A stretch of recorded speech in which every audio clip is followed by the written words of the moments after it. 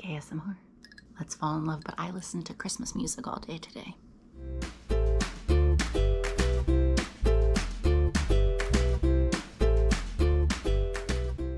Hey y'all, I am Chelsea, the content creator and designer behind Knitting Tipsy, and today we are gonna talk whips and faux. This is episode 8 of Show Us Your Knits. I first just want to say thank you again to everyone who has subscribed to this channel. I am officially a YouTube partner.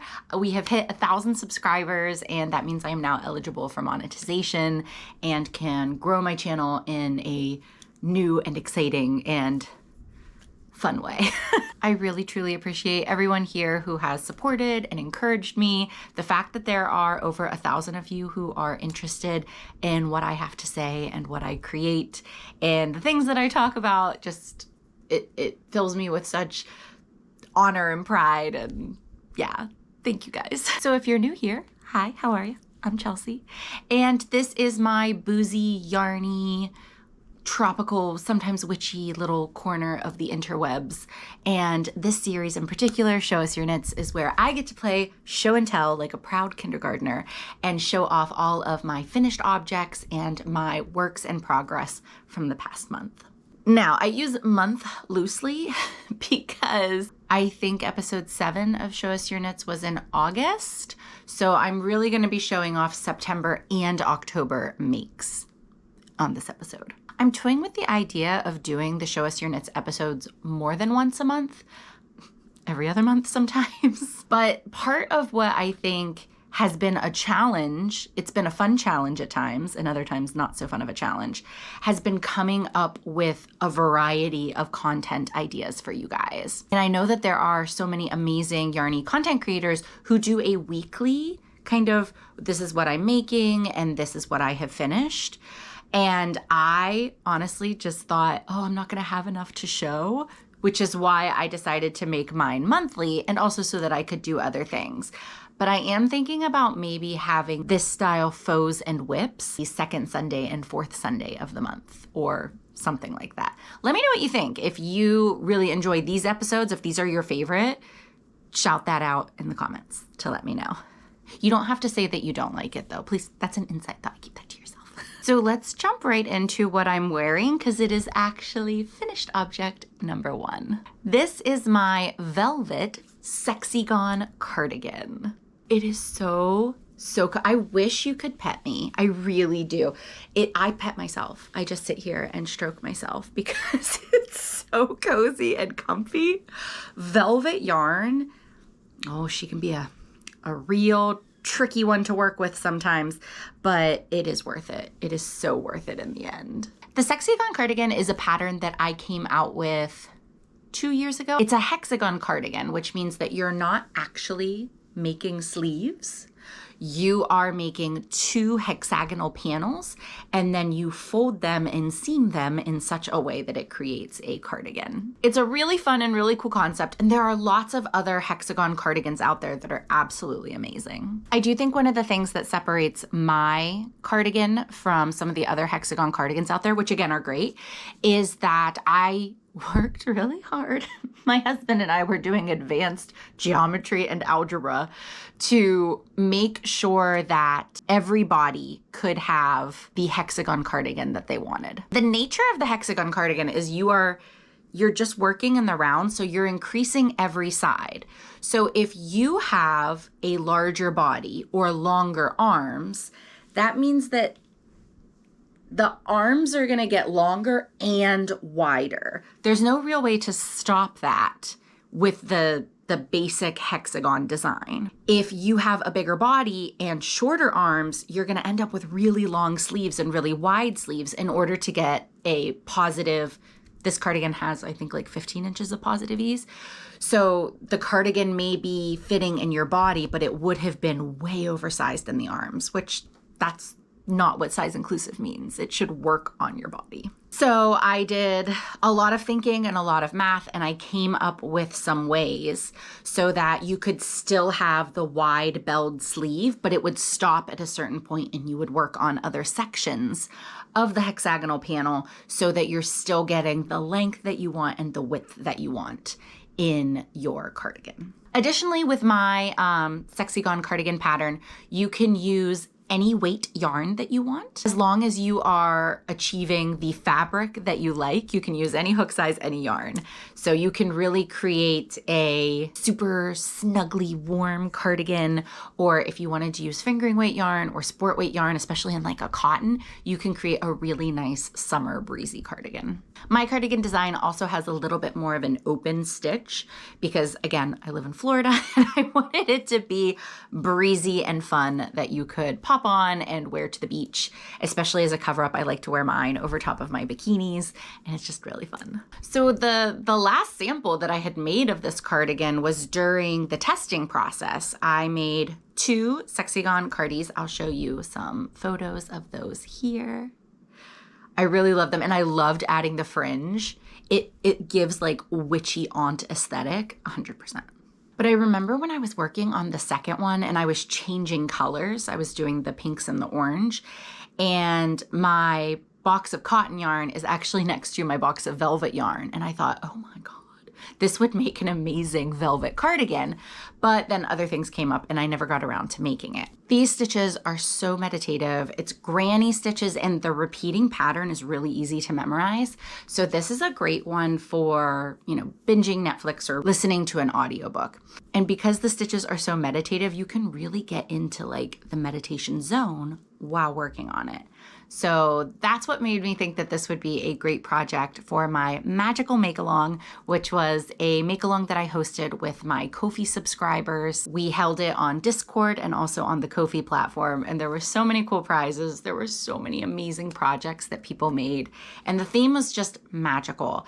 Something that might be witchy or celebrating the change of the seasons, something that makes you recognize that creator magic inside yourself. So I cast this on back in October, and I very quickly, it was so easy to get into, and especially with this worsted to chunky weight velvet, it went really fast. The problem was, as I was nearing the end of the first hexagonal panel, I realized I didn't have as much of certain colors that I thought I did in my stash. Like I 1000% was like, oh, there's another pink in there. There was not. So I panicked because I loved how it was working up. It was so beautiful and I didn't want anything because it was so perfect. I just wanted it to continue that way. But I think this was really a lesson from the universe in letting go and being okay with imperfections, because I was taking weeks at a time going to different stores, ordering yarn online that then wasn't working, and I had to either decide to keep in my stash or send back. And it was really starting to become something that was stressful and frustrating, as opposed to this wonderful, soothing project that I had been working on. So I decided, took a deep breath, and I was like, let's just go with it. And I used similar enough colors for the second panel. I ended up with 2 yarns that I had to change for that. And really, I don't think you can tell. I think they look pretty much exactly the same. If you maybe stared at it and I told you what to look for, I think you could find it, but otherwise I don't think you could. By the time I picked it back up, the make-along was nearing the end, but I did finish it. I think I finished the cardigan, the 2 panels, on the last day of the make-along, and then I was able to seam them up the day after. So I'm still counting this as a make-along finished project. But really, all of my make-alongs, the purpose of them is not necessarily to finish something. It's all about the process in between. And I learned a lot with this one, so success. So I do have a project page on Ravelry for my velvet version. The pattern itself is available to purchase on Ravelry and on my website. But if you want to take a look at how I did this velvet version, how much yardage I used, the modifications, I did make a few modifications from the original pattern, but they're real small and easy. You can check that out on Ravelry. I will say one thing about working with velvet yarn. I do really like working with velvet yarn. It's very soft, and in the whole time you're working with it, I swear I just want to like pet it. However, However, it can be a little fiddly to work with. Essentially, you have this thin, I wish were stronger strand wrapped with velvet around it. So anytime you go to cut, you're going to end up with tufts of velvet. Wearing this cardigan, I'm not shedding, but working on the cardigan, and you can see how many color changes I had little of velvet everywhere. Additionally, things like making the magic ring that is the start, you get a little nervous because if you pull too hard, the yarn snaps. It's not the sturdiest of yarn there is. It can also really be a pain in the ass when you're seaming it, because some of the little tufts of yarn, again, because you have a clipped end, they can move around or start to fall off. So I will say it has its challenges, but actual crocheting with it, I loved. It was more just the fiddly bits, like weaving in ends, seaming, and anytime you made a cut, that was kind of bothersome, but I think it was worth it in the end. So if I didn't already, I'll put in a few more pictures of this velvet version because I love it so much. I wore it for date night with the little pink dress that's in the pictures, but I think my favorite way to wear it is how I'm wearing it now. Tilt you. Thought you were gonna get out of a tilt? No way. Just with like a pair of comfy leggings and a little bralette tank top and this over it. It's so comfortable, and yet I still feel really kind of chic and pretty. So my velvet Sexyon, faux number 1. And lastly, I just want to mention my amazing earrings, Hex the Patriarchy. These are from Fallen Pine Studio. She has so many incredible acrylic earrings. Not all of them are, kind of cheeky and witchy, but quite a few are. So if you're looking for a way to channel your rage, disappointment, sorrow the past week like I have been, get yourself a pair of feminist witchy earrings. It really does help. Finished object number 2 is my Persephone dress. Isn't it so good? It's so good. I'm so proud. I'm not gonna talk too much about this one because I actually did a whole video on wrapping it up. You can go back into my videos to check it out and I give all of the details about it, but I didn't want to not mention it because she's just so good. And again, I'm very, very proud. This was a concept that I had in my head for a while, and I was so glad that the Summer Romance Crochet Along, hosted by my wonderful friend Clarissa Beth of Crochet Cakes and the amazing Crochet Luna. If you don't know about the Summer Romance Crochet Along, again, you can check out my 2 videos. I'll pop them in the description. That's all about what this make along is, the themes of it each year, the theme of this past year, and my creation of this dress. It honestly turned out better than I had hoped. There were so many interesting things to learn, like using construction with wire to keep the top up. And I wore this out to dinner. It really does stay up. I'm very pleased with how that works. I think there's a lot more for me to learn with using wire in the construction of dresses and creating corsets and bustiers and things that stay up. So I'm excited to learn more about that. But for a first attempt and just kind of using trial and error, I'm really happy with how it went. The yarn for this project, this is the Little Wolf Knits Barbie World colorway.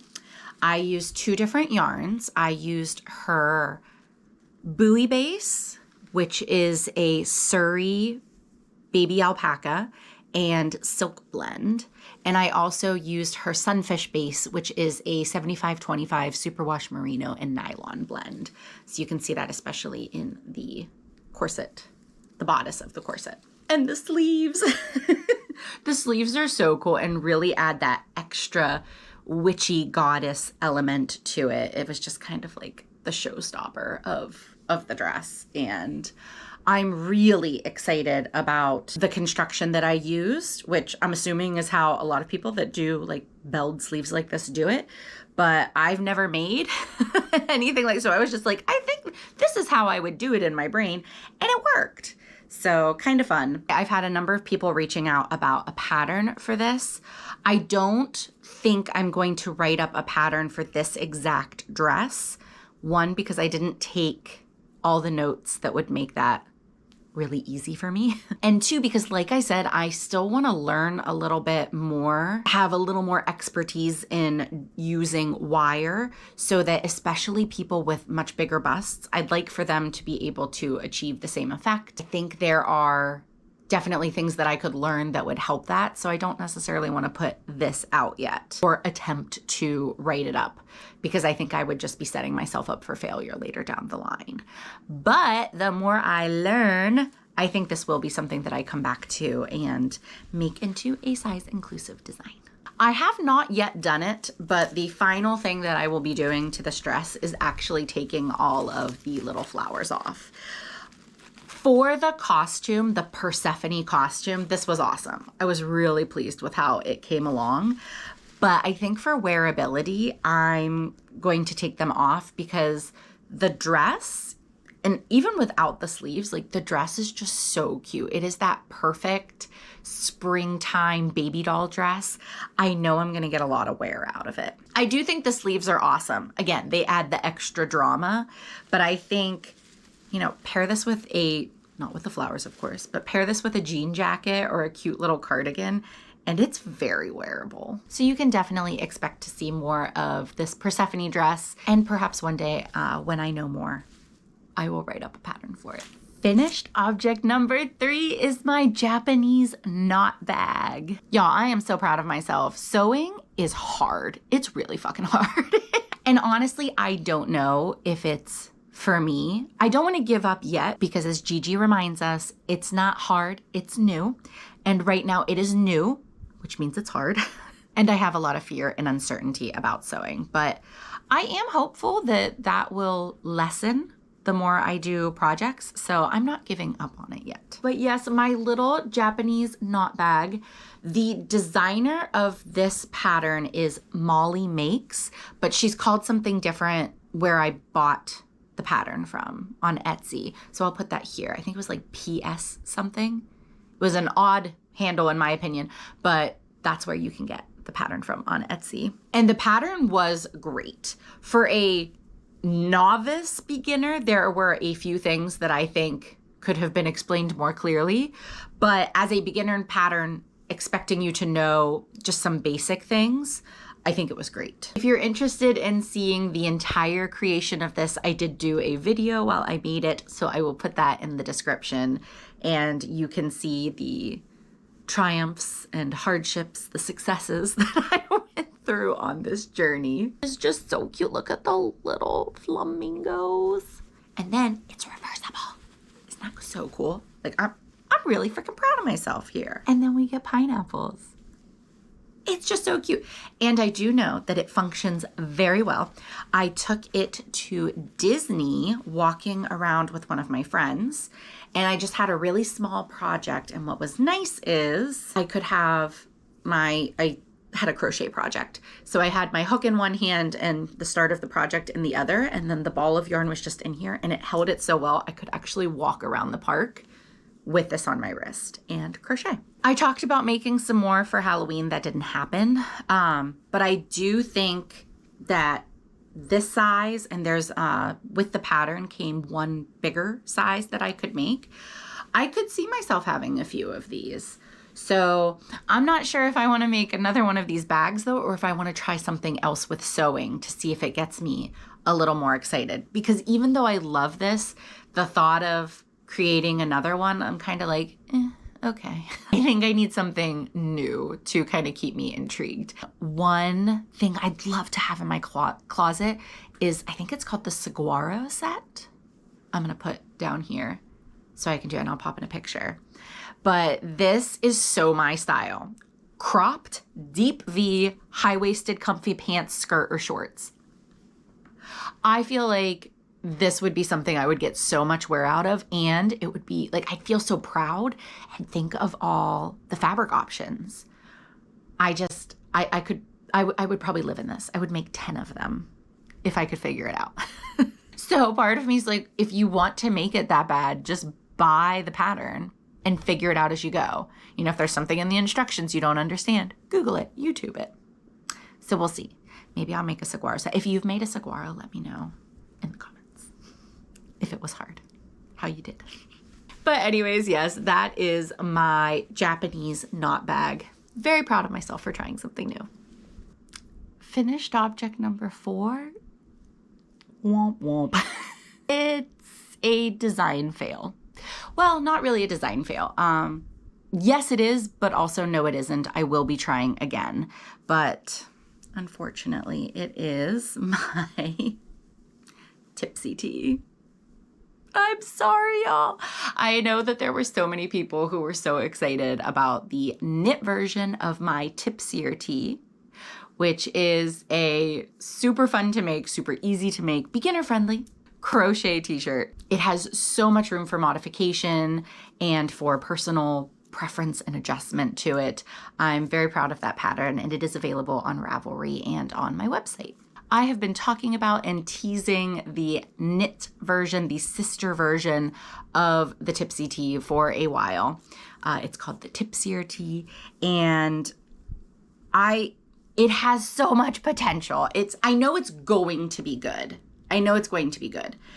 The problem is I worked on this over the course of several months when I was going through pretty dark bouts of depression. My anxiety was incredibly high, and I was going through a lot of grief. Our sweet buddy Rudy, who is actually doing so good now, knock on wood. He's doing great. We had weeks where we thought this was it with him. I spent a lot of days really struggling with my mental health. I spent a lot of weeks really struggling with my mental health. And with all of this, I wasn't doing the things that you should do as a designer when you're working on a design. I was treating this project a lot like a selfish make, like a self-care make, that I was just, going with it. I didn't check in with my tension periodically. I didn't check in with the pattern measurements that I was supposed to be going to achieve. And in the end, I ended up with 2 panels that were not the same length and width. I'm designing in rectangles here, so I know that this is fixable, but it was just so soul crushing at the time because I'm like, oh my gosh, here it is. It's going to be finished. And everything was looking so good with them. But with those panels being slightly off, it's hard to see what you can see in the camera. One, it looks like this. It looks like you're wearing the shirt like this. And there's nothing that I can do about that because of the panels.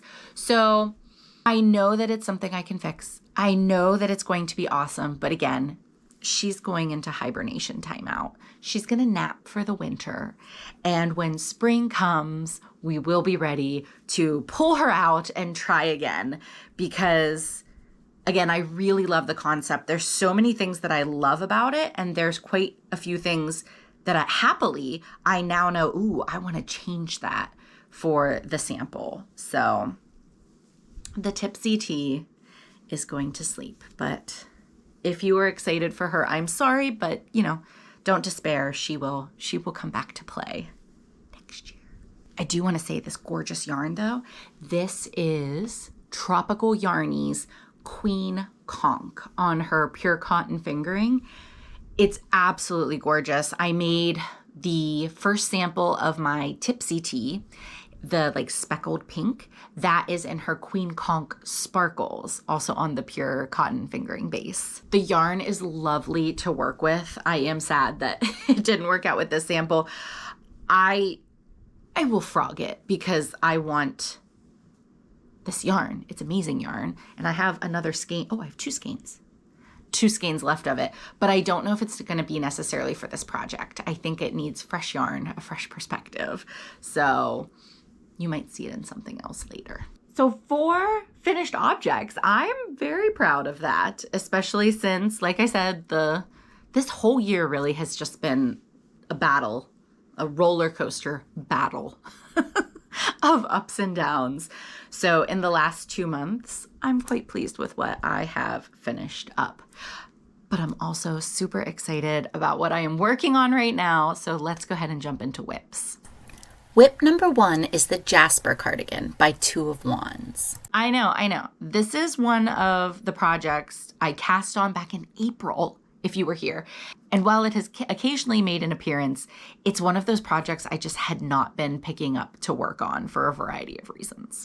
But I am happy to say that much progress has been made. I have fixed the pocket. I don't know if you remember the pocket debacle, but I did not care for the construction of the pocket because I think it was my understanding of it, but it just was not working for me.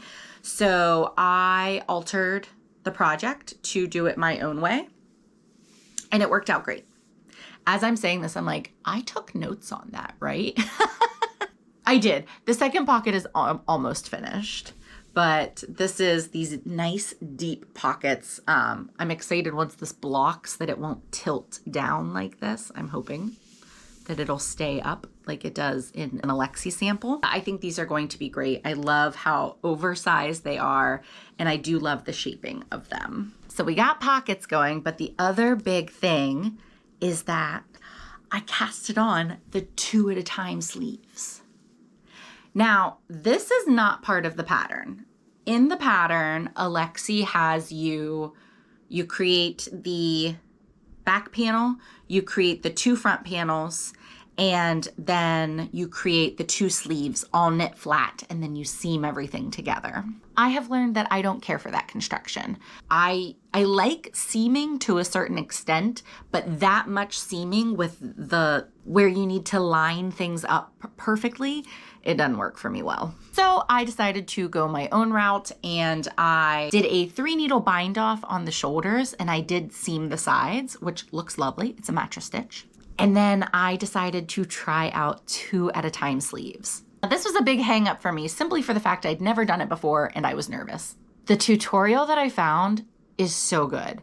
It's Expression Fiber Arts, and she teaches how to cast on 2 at a time sleeves, but I was able to use that to pick up the stitches for my sleeves. Once you cast them on, it's so easy. It probably took me like 15 to 20 minutes to listen to it and then start it over again and actually do it myself. And I was like, oh, this is it.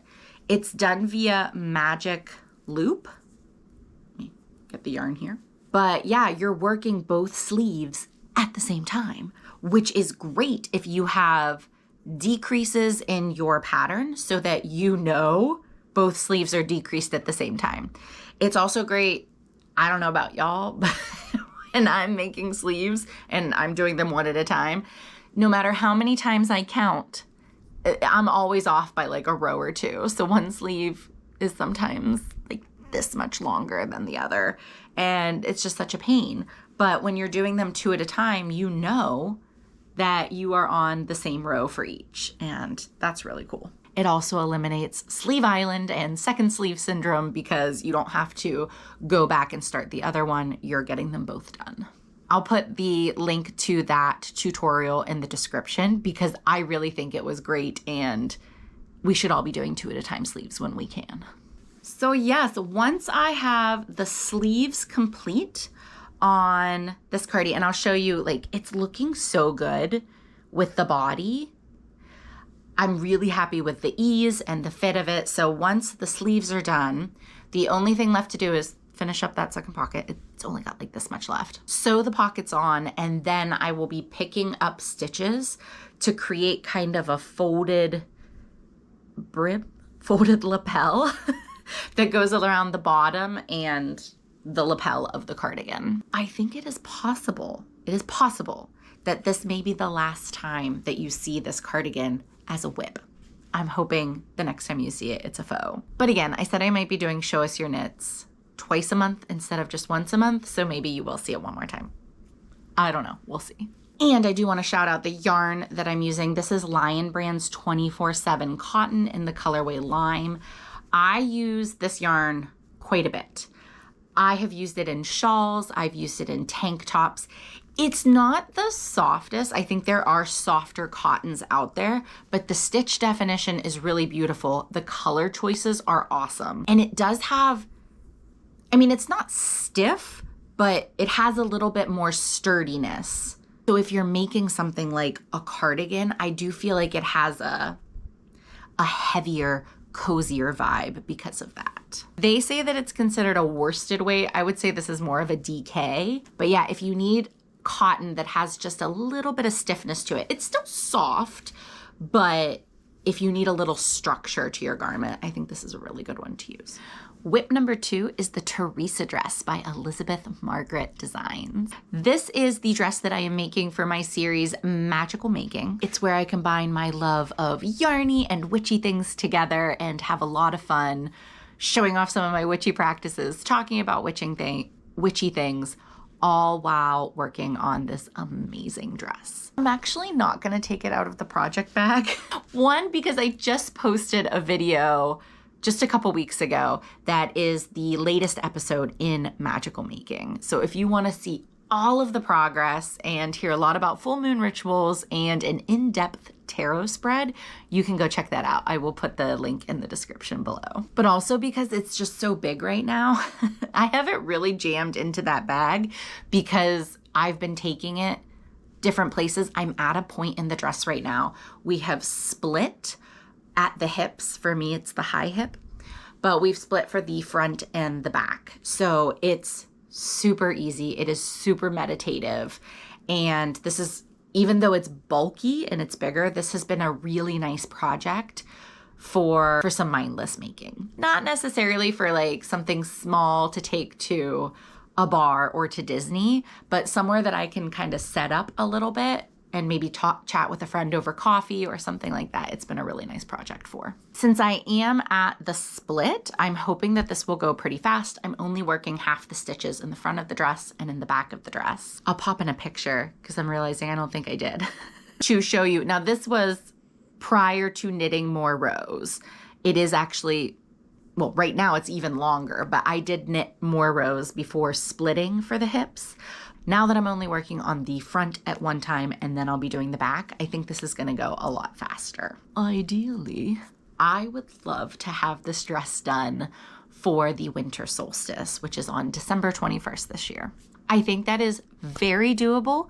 I think that it will require a bit of focus, just more setting aside time and remembering to work on it. But I think this dark half of the year, as much as I am a sunshine and beach girly, I do think that there is so much magic in the dark half of the year. And I'm excited to take some time to myself to really put on some meditations, to get lost in the stitches, and to continue to make that dress as magical as possible. You'll likely see that as a whip again, but there will only be one more episode of Magical Making with the Teresa Dress, and I'm hoping that I'll get to take y'all along on some of my winter solstice rituals.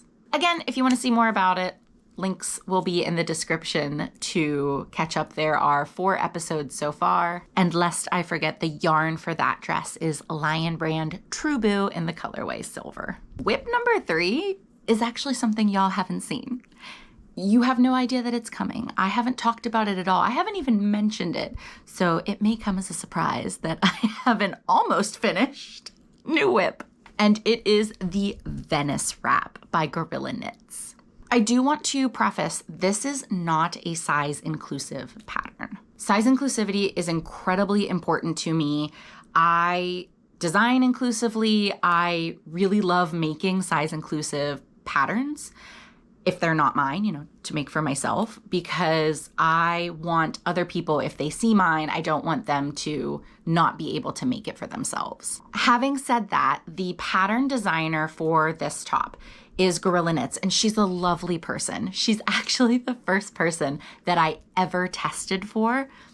Little baby maker Chelsea back in 2017, 2018. I tested her Beverly set. And she took a chance on me. I made so many friends there. That's how I met Abby of Goliath Frog Crafts. And it really was the catapult into testing and then designing that got me really on this journey. Oh, hey y'all, it's Chelsea from the future. I didn't like how I put some of this, so I am doing a voiceover. Basically, I have done further research, as I should have done at the get-go, and the Venice Wrap Gorilla Knits designed in 2019, that's actually the last pattern that she hadn't designed inclusively. It only goes up to 2X. Her later patterns are all sized for extra small up through 5X using the Craft Yarn Council guidelines. I think that 2019-2020 period is really whenever a lot of designers who are size inclusive now kind of learned what it meant to design inclusively. And while it's not okay that we weren't designing inclusively in the past, I feel like it's one of those, you know better, you do better situations. So if you want to check out some of her later patterns, they are size inclusive up to 5X. And I'm going to explain a little bit more why I decided to go ahead and make this pattern. I bought this pattern back in 2019 and it is absolutely beautiful. It only goes up to a 2X, which is a 48 to 50 inch bust. And I haven't really seen anything like it. And if you have, please let me know. I would love, when I start talking about this as a finished object, hopefully in the next Show Us Your Knits, I would love to have some options that are size inclusive for people who may like this finished object. But it's a racer back, it is cropped, it's simple. And that's one of the things that I love about it, is it is designed very simply, which was part of the meditative make that I was looking for. And my favorite feature, I've seen some beautiful wrap tops, but they kind of designed to wrap up here. And what I really loved about this was how slopey, how deep the slope is of the wrap, so that it is a very décolletage-y make. So again, if you see something similar, you know of something similar that is size inclusive, I will be happy to include it when I talk about this finished object on the next video. I decided to cast this on, it's been in my library since 2019, but I decided to cast it on just a few weeks ago. I went to Disney with my wonderful friend Shannon of Crafty Luna Creations, and I wanted something that was going to be really simple, meditative, like I could cast it on and then I'd just be doing stockinette basically. And when I was going through my library, like, oh, what am I gonna make? What am I gonna make? I landed on this and it just popped. I was like, oh my gosh, I could wear so many things with that. And I did spend time looking for, again, something that was size inclusive, but the pattern was already bought. I really did love the designer when she was designing. And if you have experience doing modifications, I think that this is a project that wouldn't be very complicated if you are looking at it and you're like, I have to make that one, but you are outside of the 50-inch bust. I do think it's something that's simple enough. You could modify it for yourself. The yarn I am using is this gorgeous, gorgeous strawberry milk yarn from the Little Wolf Knits on her laser base, which is a 100% superwash merino. This is my first time using Breeze laser base, I think, pretty sure. And it is awesome. The color on this, it's creamy. I can't think of any other way to describe it, but when you had strawberries in your milk or like a strawberry cereal that like left, like the swirls and how it kind of comes in and out, and there's almost that like sheen or shine on the milk that you're like, oh, it's almost like a purpley pink color. She captured that in a yarn. It's incredible. I love it so much. However, having never worked with it before, I should have swatched better. I did like a half-assed. I think I did like an inch or two and I'm like, it's fine. And knowing my personal, tension and usual gauge with different yarns, I made a calculated guess that I was gonna match gauge. I was off by a little. My row gauge is about 2 inches taller than the pattern gauge. So one nice thing in the pattern is that Gorilla Knits not only tells you the rows, as most patterns do, to go to a certain point, but she also lists the measurements in there. Sometimes designers do one or the other, sometimes they do both. I was happy to see that she did both because that helped alert me to the fact that, oh, I need to make some adjustments here. I am happily taking really good notes on this because I am trying to get better at making project pages. I tried on my website for a while and there wasn't a whole lot of structure to it. As much as I would like to do it not on Ravelry, Ravelry just makes it so easy to document your projects and to link them to patterns and to share them. So I am doing my project page on Ravelry, like for the Sexyon and also for this. So I took really good notes for that reason. It has also helped me because I'm realizing I'm gonna have to make some mods. So I did less rows, figured out for the decreases how to adjust for that. And then at the top, you're just knitting straight in stockinette for a while. I also stopped early and then marked that in my notes so that when I am doing these front panels, I can make the necessary adjustments. It was a fun little game of math because I needed my slope to be even sharper, which I think that's gonna work out well for my desire for the décolletage. But I have less rows to accomplish the same decreases in. And I just finished the first set of decreases, so now my decreases are actually gonna go a little bit slower, but it will match up with the section up to the armpit. And I've planned from there. I think it's gonna be okay. I think I will be able to match the front and the back, and I think it's gonna be great. I also think it's gonna be done really quickly. My guess is that this is the only time you will see it as a whip. I'm glad that you got to see it as a whip, and I think the next time you see it, it will be a finished object. But y'all, like, how much use am I gonna get out of this?